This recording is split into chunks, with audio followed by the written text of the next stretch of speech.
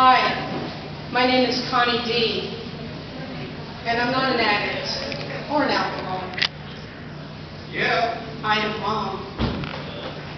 I had a moment of clarity recently. It seems I have some issues, too. My thinking is clouded by fear, resentment, and self-pity. I react. I feel inadequate. I love my family, and I am embarrassed by them. I invite suggestions, but will do what I want. I tend to ignore gorillas in small rooms. Crystal meth was a big gorilla. Scared the hell out of me. Yeah, I inhaled other things, but I was always able to walk away. Makes you think, reevaluate the big picture. Sometimes the only thing left is prayer. Yeah, prayer. Because I was quite willing to get down there with you, watch you wander dark alleys, hunting for discarded scraps, lost on some river in Egypt. I learned some things along the way.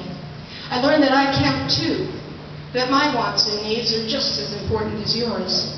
I learned that it's not only okay to say no, it is a requirement.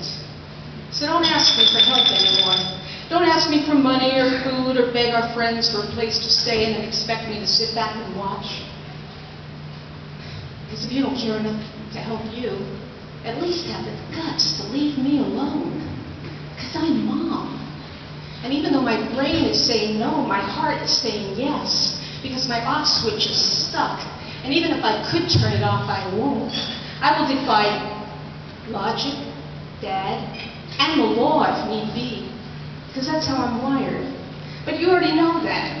You are betting that Mom will come and bail you out again and again. Tomorrow will magically be okay, and hell, the world's coming to an end anyway in 2012. So what the fuck? Might as well take your mom hostage with. We could start our own cause. Design some Moms bringing money so I can do more drugs, t-shirts. Yeah, make them this shit brown or piss yellow. How about a purple barf stain? Purple's my favorite color. That way, when Mom has to drop her laundry to see your sorry ass in jail, she can tell herself, it wasn't that bad. Because she couldn't possibly let you go through this alone. Someone might rape you or stab you repeatedly, leaving your bloody corpse unrecognizable. Then Mom would have to bury you in a closed casket. Dig up some old photo of you when you still resemble something lovable and pure, and pretend to all the distant relatives and the friends that you still had that life had just dealt you a bad hand. That if you just had a little help, you might still be alive today. Only that would be a lie.